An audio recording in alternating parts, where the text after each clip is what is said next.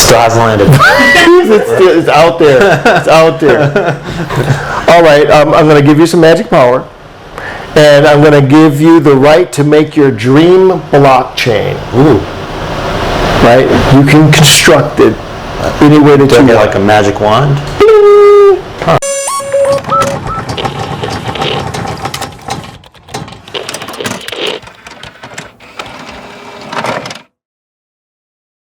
Please put that in the effects. I want a little.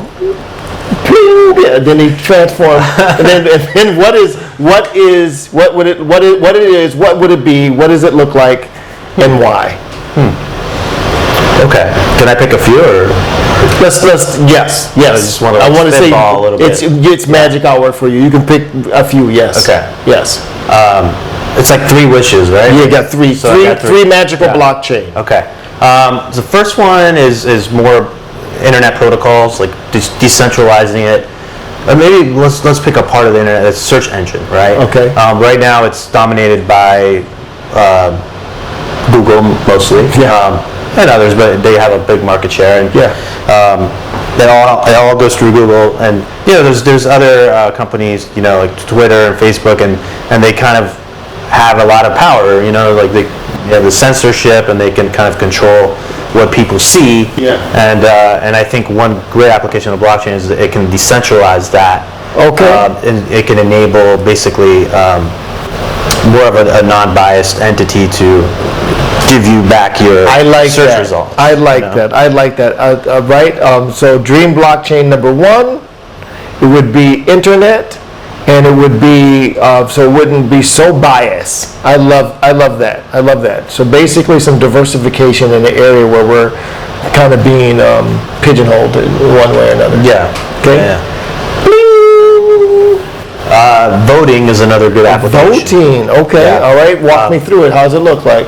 Yeah, so I think if you can build it in the right way where it's secure, and I think you can, but if you combine it with identity services, that really, I think that would be one concern, like to verify that someone voting from home, it's who they say they are, and they don't try to impersonate someone else. If you can solve that problem, which I think you could, then I think it's great because you can get more people voting, right? Because you don't have to leave the house, right? And then the whole mess that happened in the last election, auditing and recounting. I mean, all of that stuff. All of that would be gone because you have this immutable record. You can't change, and it's all transparent. You don't need to go through and count, and so it's a lot more efficient. Right. And then people can vote more easily and securely. And now I love that. Me personally, especially since the whole history from my people and voting and et cetera, et cetera. Any repressed person group, it seems to open up the possibilities for them, for all of us, to be able to vote. I love it. And I do think that, I agree with you, I think that there's a way. Especially you got to make sure that you add the privacy in there, yes. Right? And there's technology out there, like I spoke about Zcash in our other show, that kind of keeps records private. So you probably don't want people to know how you voted. I got 2 quick questions on it, which I don't want to take any of the magic away. Not to say that your ideas are not magical, but we know that certain political forces kind of need that influence of voting in certain areas to get the particular result that they want. Do you think that they would frown upon this almost complete accuracy of voting? You know what I mean? Like right now, certain areas are kind of suppressed, or the red line is put in certain ways to influence particular people to be in office. Yeah. This would eliminate that. And then therefore you would get a real accurate account of who's doing what. Right. And then that may make some political figures nervous. I think it could, yeah. I think it would. It would. Yeah, I think I could see that happening. And in the last election, there was a lot of, thoughts about whether we could trust anything that's online. Yeah. So I can imagine it being challenged, right? Yeah. And blockchain, I believe, is should be less challenged than, than what we have in Yeah, place now. yeah, Okay. This is, I hope, add the drum effect, I'm gonna go. oh, there's one more. I think carbon emissions. Ooh. Recording carbon emissions in a more accurate way. So I think that, yeah, right now you have different companies that, do their estimates and, might not be as accurate and, Might not be, I think you're being, well, people can also tamper with it, you never know what people's motivations are, but yeah, if you have a blockchain that you can record emissions from companies and from individuals, right? Maybe you take data from people's car and you record it on the blockchain, it's immutable, again, you can't tamper with it.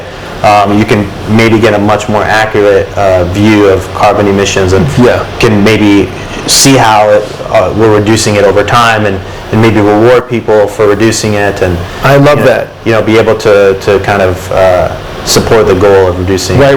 Kind of give some incentives built in there. And then not only just incentives, the knowledge of some accurate knowledge of what's going on, because I don't feel like it's 100%. It's not, it's not accurate. It's not so. accurate. Yeah. And then I think with that knowledge, I think, people are going to be like, whoa, this is what it really is, and I think it might change people's behavior. Having a standardized way to record it globally, on a global level. Yes, right? yes. So I and think- then would it be monitored like by an independent, or no, it would be through the blockchain? Yeah, the blockchain would be, the independent. community Yeah. would build it in such a way Yeah. that it's accurate, secure. I love it. I love it. No one has ever said this, so I'm going to be the first to say it. You could really tell the stature of a man by which 3 blockchains that they would create if they had the dream blockchain. And so I would have to say the stature of you as an individual, as defined through your choices of your blockchain, is unsurmountable. It's Thank you. it's really a beautiful thing. You are a dynamic individual and Thank you. and a really great guest to have on the show. Thank you. So thank you very much, and welcome to. Thank you guys for coming to this particular episode of the Crypto Show. This is Guy. Check him out. Can we get next to you? What do you got? My Digital Money? MyDigitalMoney.com. You can see me on the website, but you can learn more about crypto and read our articles and sign up for our self-trading platform as well if you want to invest long-term using crypto IRA securely. And you check me out on LinkedIn. All the social media. Good. outlets. What do you got? What's your social media? What's your handle? It's just what you want, LinkedIn. Let the folks know. LinkedIn.com. It's Guy-Gotslack, and Instagram it's Guyist111. My digital money, the handle for my digital money. And it's at MDM, right? My digital cash. My Digital Cash, the Instagram.